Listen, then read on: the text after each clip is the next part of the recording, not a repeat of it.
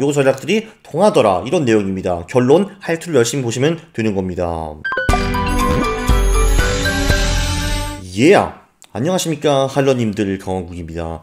퀀트의 신이 말하는 2020년대 가장 중요한 투자 논문이 나왔습니다.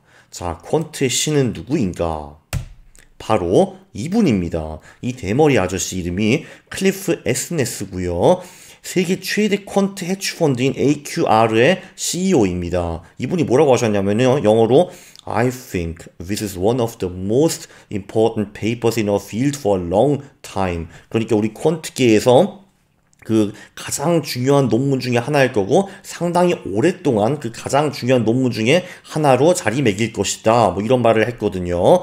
물론 이거를 누가 만들었는가? 젠슨 켈리 피터슨, 그렇죠, AQR 직원들이 만들었습니다. 그런데 도대체 왜 CEO가, 그것도 세계 최대 쿼트 해치펀드인 CEO가 몸소 등판을 해가지고 일개 논문 따위를 극찬했는가? 무슨 내용이길래? 그거를 좀 살펴보겠습니다. 일단 논문의 이름은 Is there replication crisis in finance? 이란 논문이고요. 요번 3월에 나왔어요. 굉장히 최신 논문입니다.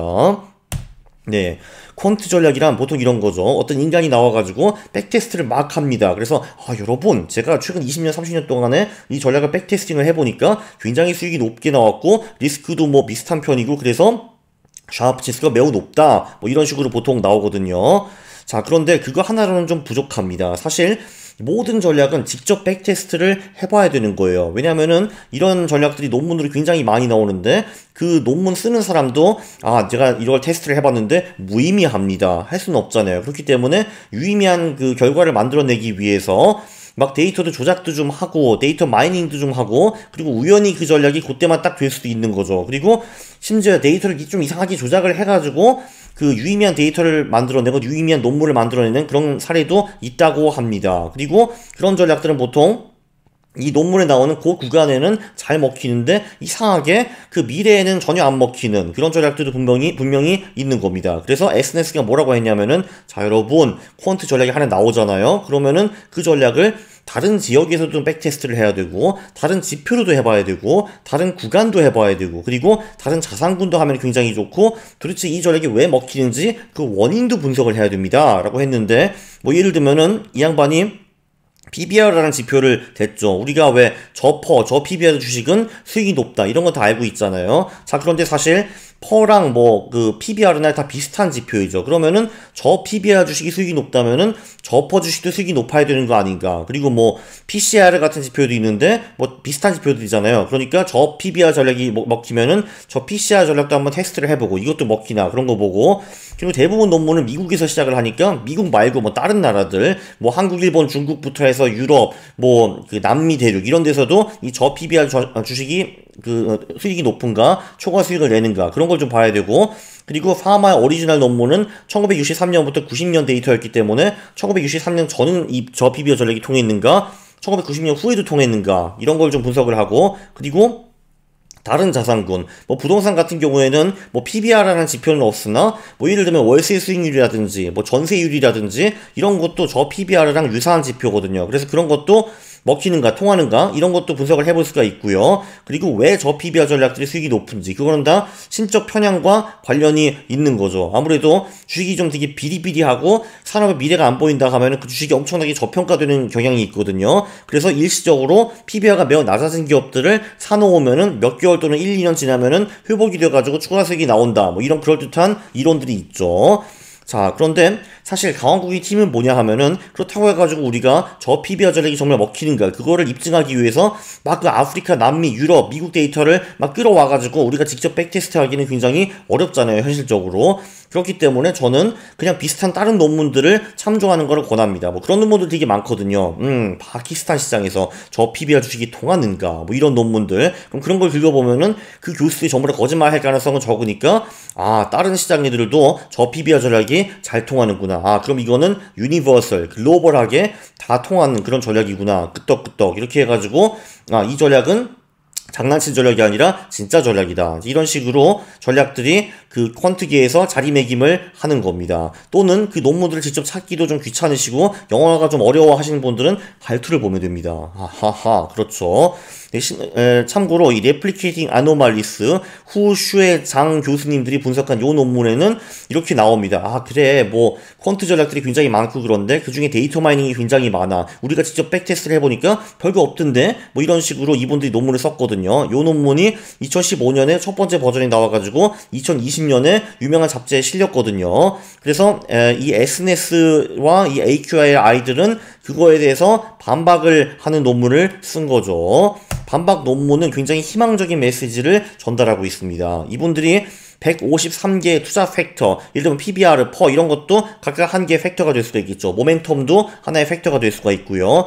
그래서 요 팩터들을 93개국에서 데이터를 다 끌어모아가지고 백테스트를 해봤다라고 합니다. 미국 데이터는 1926년부터, 국제 데이터는 1986년부터 데이터가 있다고 하는데요. 그런데 이 사람들이 백테스트를 해봤거든요. 열심히 막 데이터를 돌려보니까 투자 논문에 나오는 팩터들 85% 정도는 초과 수익을 달성하더라. 그래서 이 논문들에 나오는 그 지표들 중에서는 무의미한 지표들도 가끔 있기는 했는데 그거보다는 통계적 유의미한 지표들이 훨씬 더 많았다. 뭐 이런 내용입니다. 그리고 이 양반들이 그럼 93개국을 해봤으니까 그러니까 미국 시장이 아닌 딴 시장에서도 한번 분석을 해봤고 그리고 다른 구간 그러니까 BBR 같은 건 조금 전에 말씀드렸지만 1963년부터 90년까지가 오리지널 논문이었는데 그러면은 미국 같은 경우는 1926년부터 막 돌려보기도 하고 글로벌 데이터는 1990년 후에도 데이터를 막 돌려보기도 하고 보니까 이 전략들이 그 후에도 다 통하는구나. 다른 시장에도 통하는구나. 그리고 비슷한 지표들, 퍼나 뭐 PCR 이런 지표들도 먹히는구나. 이런 희망적인 메시지를 전달했습니다. 자, 그 말은 뭐냐 하면은 하이투에서 제가 퀀트 전략들을 계속 뿌리고 있잖아요. 여러분, 자, 밸류 모멘텀을 섞어보면은 뭐 절대 모멘텀과 뭐 어쩌고 저쩌고 이런 전략들이 뿌리는데 제가 이렇게 어쩌고 저쩌고 뿌리는 전략들의 초과 수익이 그렇게 굉장히 빨리 사라질 것 같지는 않다. 이게 계속 유지가 되더라. 그리고 미국뿐만이 아니라 뭐 한국이라든지 다른 시장도 요 전략들이 통하더라. 이런 내용입니다. 결론, 할투를 열심히 보시면 되는 겁니다. 자, 우리가 물론 이 150개 모든 팩터를 다 알 필요는 없습니다. 그래서 이 논문을 쓰신 분들도 이 팩터들을 13개의 팩터 그룹으로 또 정리를 했거든요. 자, 보면 13개의 팩터들은 이런 겁니다. 자, 변동성이 적은 주식들이 그 수익이 높다. 뭐 이런 거 있죠. 모멘텀, 최근 몇 달 또는 1년 동안에 많이 오른 주식이 계속 오른다. 이익 성장률, 최근에 영업이익이나 순이익이 많이 증가한 기업들이 주식도 많이 오른다. 부채 발행, 네, 새로운 부채를 남발하고 이런 기업들은 아웃, 안 좋다. 네, 현금 흐름 마이너스 수익. 그러니까 순이익보다는 현금 흐름이 더 중요하다. 현금 흐름이 순이익보다 더 많은 기업들은 수익이 높다. 그리고 이제 우량주 지표들이 그 탄탄한 기업들은 이제 수익이 높다. 자산 성장이 급격한 기업은 수익이 낮다. 여기 보면은 별점이라는 거는 그 높으면 안 좋다. 이런 얘기입니다. 가치 지표들, 그러니까 PBR, 퍼 이런 지표들이 우수한 기업들은 수익이 높다. 수익성 지표, ROE, GPA 뭐 이런 거 있죠. 이런 지표들이 높은 기업은 수익이 높다. 그 스큐라는 거는 제가 잘 분석을 안 해본 건데 정규 분포를 그리고 좀 정규 분포에 잘 좀 안 맞는 삐뚤빼뚤한 그런 주식들은 수익이 낮다 이런 건데 요건 제가 나중에 한번 또 연구를 해보겠습니다. 요건 제가 한 번도 제대로 연구한 적이 없어요. 계절성 뭐 11월 4월 연속으로 잘 먹힌다. 뭐 예를 들면은 2월에 보통 잘 나가는 주식들은 그 다음 해 2월에도 계속 잘 나가더라. 뭐 이런 얘기고요. 시가총액 낮으면 좋다. 소형주들이 대형주들을 능가한다. 안정성 지표 뭐 부채 비율이라든지 차익금이 적은 기업들 뭐 이런 기업들이 수익이 좋다. 뭐 이런 내용이거든요. 자, 보시면은 이제 이 안정성 지표들은 그다지 중요하지 않다라는 결론이 나오고요. 그런데 변동성, 모멘텀, 이익 성장률, 부채 발행, 그리고 뭐 현금 흐름, 순익 지표 이런 것들은 글로벌 전체 시장에서 거의 다 먹히더라. 그러니까 이거를 백테스트를 해봤는데 거의 100% 유의미한 수익이 나왔다. 뭐 이런 얘기입니다. 가치 지표 같은 경우는 오히려 유의미한 수익이 나온 경우가 이제 많이 백테스트를 돌려봤는데 80% 정도 이렇게 봤다고 합니다. 그러니까 뭐 배당 수익률이라든지 이런 지표들은 제가 알기로는 무의미한 수익을 내는 경우도 간혹 있거든요. 뭐 이런 얘기를 하는 것 같고요. 참고로 네, 저는 이런 지표들을 중요시 생각하고요. 저는 사실 변동성, 자산 성장률, 부채 발행, 수익성 지표, 안정성 이런 걸 다 통으로 그냥 퀄리티 지표, 우량주 지표라고 그냥 묶었거든요. 모멘텀 같은 경우도 뭐 가격이 오르나 이익이 오르나 이건 다 모멘텀 전략 아이가 이렇게 하고 있고, 뭐 가치 지표, 기절성, 시가총액 이런 걸 제가 중요시 보는데, 자 그래서 요 두 개의 그 지표만 빼고 나머지 11개의 그 팩터 그룹들은 제 새로운 책에 나타납니다. 따단. 지금 제가 이거를 출판사 안 넘겼기 때문에 현금 흐름 순위 이것도 잠깐 분석을 할까 지금 고민을 하고 있습니다. 그래서 이런 지표들, 이런 관심이 굉장히 우리가 가질 수 있는 지표들은 제 새 책에 다 나온다는 겁니다. 따단. 네, 할 수 있다 퀀트 투자의 후속편 기대하셔도 됩니다.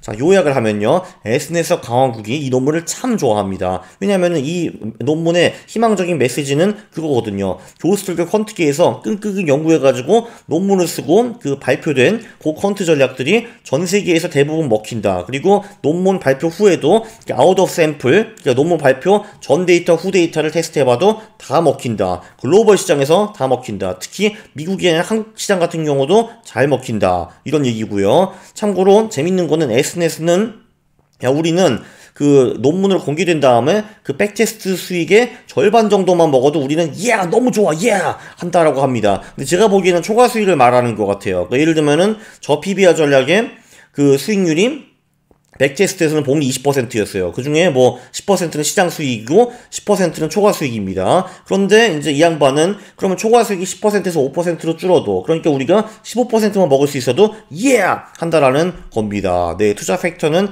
13개 팩터 그룹으로 나눌 수가 있고요. 강원국은 다음 책에서 거의 모든 팩터를 다룰 것이다. 뭐 이런 얘기입니다. 네, 이분이 이제 장 교수님이시죠. 루짱이라고. 왜 내가 데이터 분석해봤는데 데이터 마이닝이 너무 많더라. 퀀트 전략, 별볼 일 없어. 잘 안 돼. 이런 분에 대해 또 있죠. 이분에 대해서 제가 93번 370번 영상도 만들었는데, 이분이 또 반격을 하실지 그게 굉장히 궁금합니다. 일단 SNS는 흡족하죠. 내가 퀀트 펀드를 차려가지고 수백억 불을 굴리고 있는데 내가 맨날 이런 거 하는 거잖아. 논문 같은 거 보고 요거 된다. 야 여봐라. 이렇게 맞게 우리가 자금을 투자하거라. 네! 하는 거잖아요. 이 SNS가 하는 일이. 그러니까 이분의 인생이 의미가 있다라고 지금 조금 전에 이 논문이 입증을 했습니다. 흡족하겠죠. 저도 참 흡족합니다. 네, 이 영상 상당히 유익한 영상이었거든요. 2020년대 가장 중요한 투자 논문. 참 그게 아니지. 일단 할투맵이 있고 할투의 모든 영상을 요약한 사이트가 있으니까 많이 방문해 주시기 바랍니다. 네, 제가 하고 싶었던 말이 이 영상이 굉장히 유익하니까 구독을 눌러주시고 많이 퍼뜨려 주시고, 그리고 좋아요를 누르는 겁니다. 싫어요를 누르면 제가 매우 싫어합니다. 감사합니다.